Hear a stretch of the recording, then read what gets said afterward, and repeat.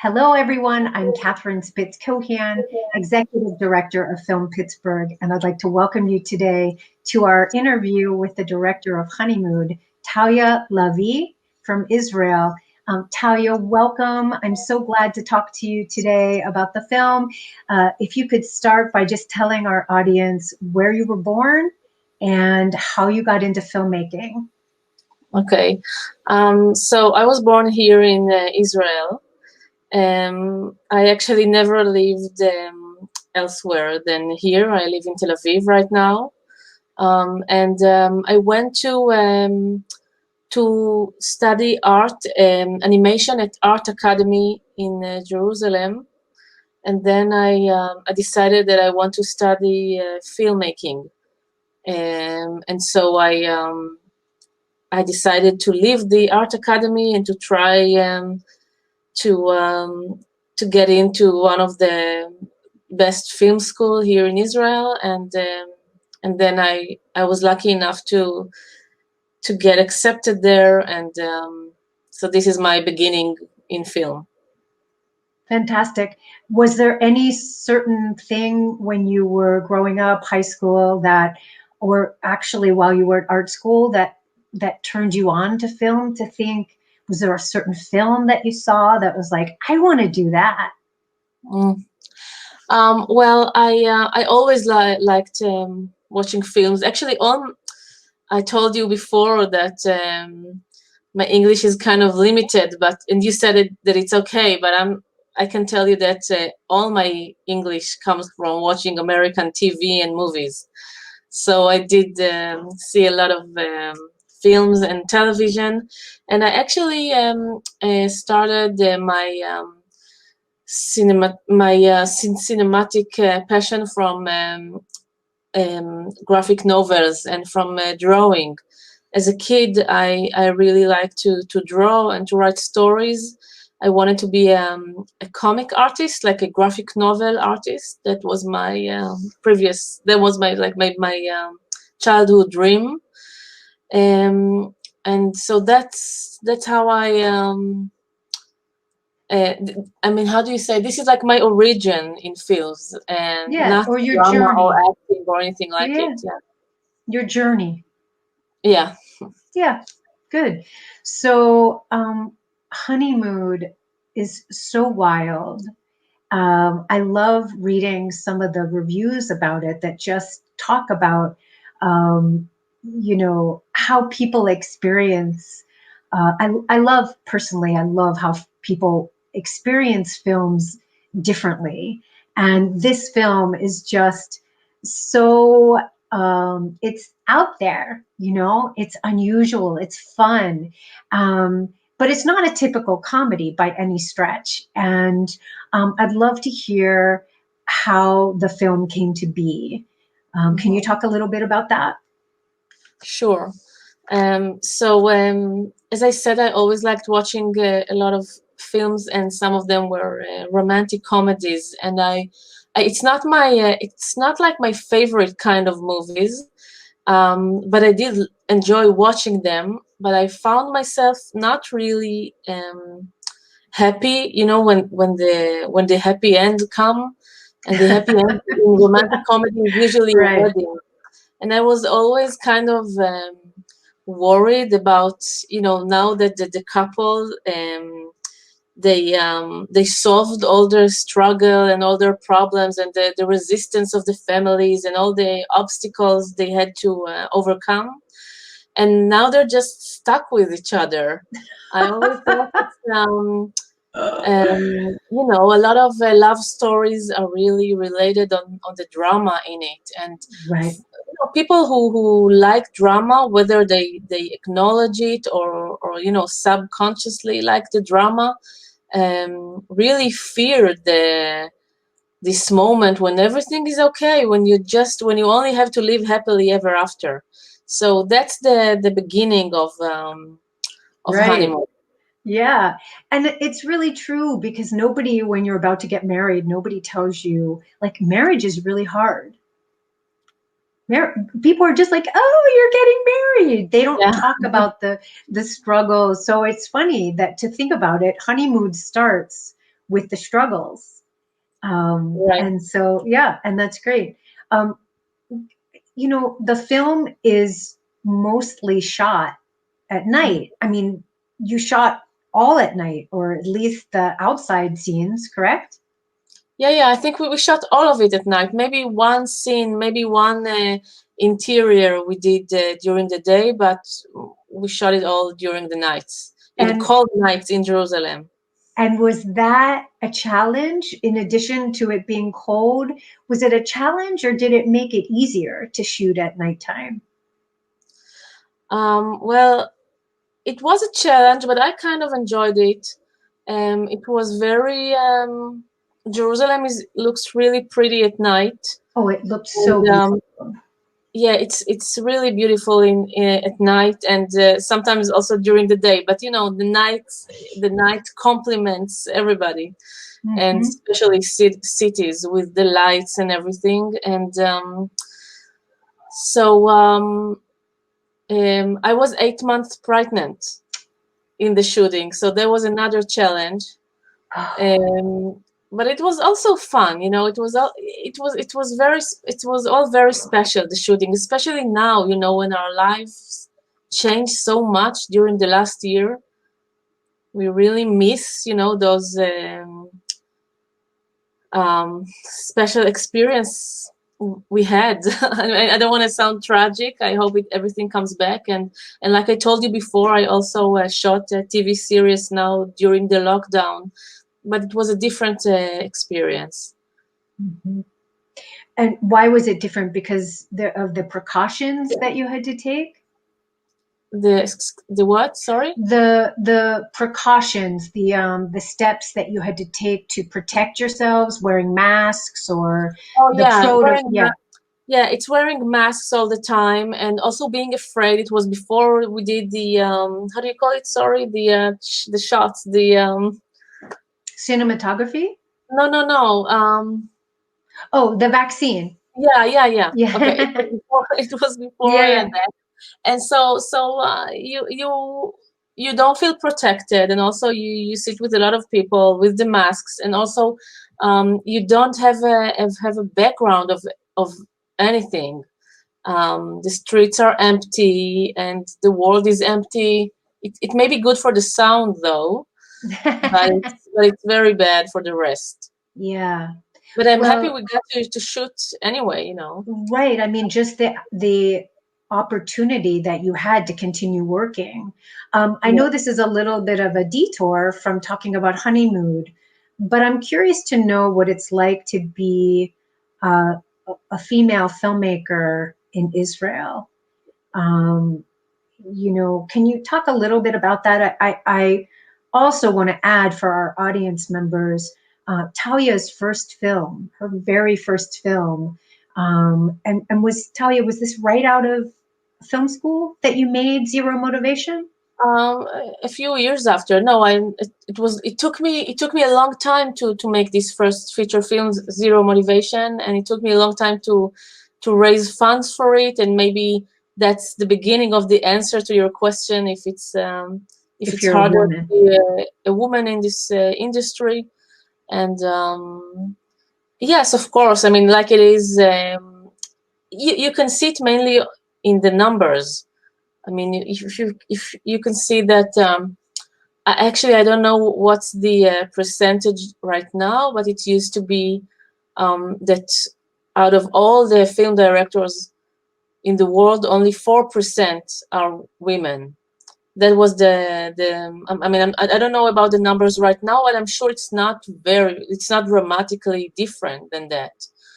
Um, so yes, I guess also in other fields you can see that those professions are more occupied by men. That's how you say it. Yeah. Yeah. I would say that perhaps my vision is skewed because it seems to me that a number of the Israeli films Mm-hmm. that we show are written and directed by women. And I think it's also interesting that in Israel, directors tend to write their own work, whereas in the United States, it's not quite as common. And I wonder if you could talk a moment about that. Do you ever see yourself directing something that you didn't write, or does your directing come through your writing? It's a good question, but I have to say that the TV series that I just directed was not written by me. It was written by another screenwriter that we have, but that we have a very special connection during our work together. And regarding, and it's true what you said. I mean that you see more women maybe in Israel. That Israel has the structure. The film industry in Israel has the structure of the European countries more than American, and it means that we have government funds. And since we have government funds, maybe it's easier, I would say, to take risk.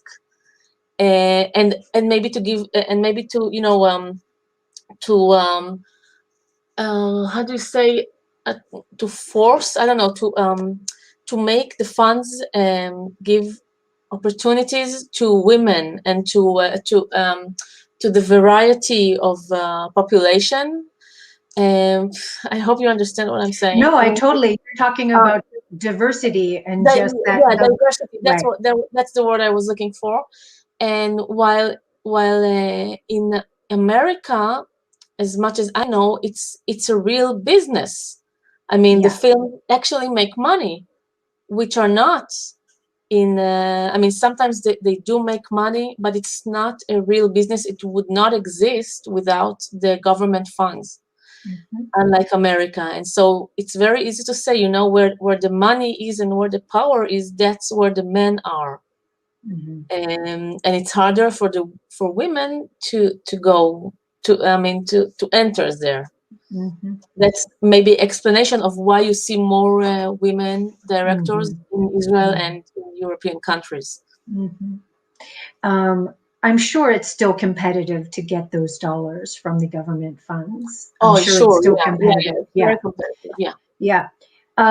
So I want to go back to Honeymood.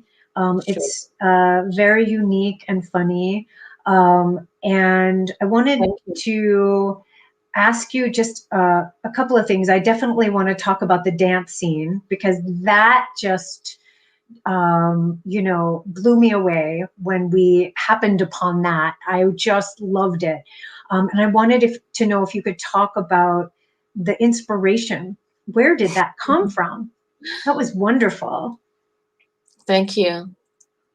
Well, the inspiration, like always, comes from from several dots, like from different places, and you never know what's the exact thing. But it's kind of a fantasy that I wrote after I was actually, as a student, I was once walking in the streets of Jerusalem, very close to the Prime Minister house. In the neighborhood of the Prime Minister house. And then a guard approached me and asked me to move to the other side of the road. And I asked why, and he said, well, Prime Minister and his wife are taking a walk here. And I thought it was funny because, I'm also now, but and even more as a young student, I'm so harmless. So I look harmless, so I thought it was very funny that I'm asked to move to the other side of the road, like I'm kind of a dangerous thing to them. So I did move to the other side, and then I saw Prime Minister and his wife walking with, like, I don't know, 6 or 7 bodyguards. And it was funny because it's a very couple-ish thing to do, to take this walk together, but they're not alone. They are surrounded by those super handsome men. That's how I started to, the idea for this scene, that the guards are the symbol of all. Even though she has a great new husband, when you make a choice, so beside the choice you make, you also give up all the other options. So it's this scene is not about the choice, it's about the giving up, while choosing. It's a giving up of choosing so many other options. And the man that you choose to be with is also, the you also choose yourself, you choose the life that you're going to live. Fantastic. Can you talk a little bit about the casting process? How did you find your two lead actors? Had you worked with them before, or did you, did you write the project with them in mind, or did you have a normal casting process? Well, I worked on my two feature films with the same great casting director, Orit Azulay, that's her name, and she's and I love the process that we did together.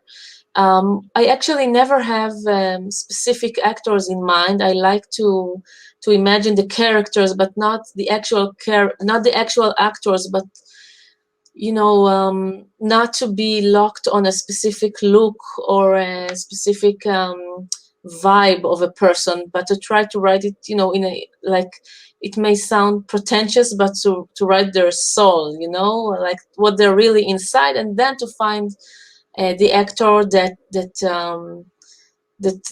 bring themselves into it. So we auditioned a lot of actors, and we tried to match many couples. We saw some really fantastic actors, and then we finally chose Ran Dunker, who is he's a very big star in Israel. He's a great actor and musician and a singer. And Abigail, she's a very she did mostly theater in Israel. She works for the Kameri Theater, and I've she's been also there. yeah. I've been So there. yeah. Well, so we love the chemistry between them. We love we love them both individually, and also the chemistry. We thought it was very special, especially because there's something about them that they match and they don't match. They, I think that they are. I think that they're very special, and I really loved working with both of them. Fantastic. So the film premiered at Tribeca? So the film was supposed to be premiered at Tribeca. We already, had because I think maybe in the USA that you guys kept believing that it's gonna be Yes, we nothing. did. I Yes, we did. remember that we had here. We already started, almost a lockdown, and we still had a phone call with people in Tribeca that they fought, until the last minute. They really believed it's gonna happen, and we were so excited about it. And I said, and somebody told me, forget about it, it's not going to happen. And I said, no, but they're talking with us, and we have a screening date, and I was super excited. And then they had to cancel the festival. They did, after a while, they did suggest the online edition, but back then we also thought it's going to be a short while, this pandemic thing, and we didn't want to put it online. We did not imagine it's going to take a year back then. But Tribeca is a great festival, and I have great feelings for this festival. It's very precious to me. So just the long story short is so that it didn't premiere at Tribeca. It was supposed to, but it didn't. Yeah, it And premiered then at the this past, BFI, and then yeah, it was at the BFI in London, and then yeah. it did. Started to be in festivals like yours that I really wish I could actually go Oh, there we would wish you um, could be here too. Someday we'll have you here. someday.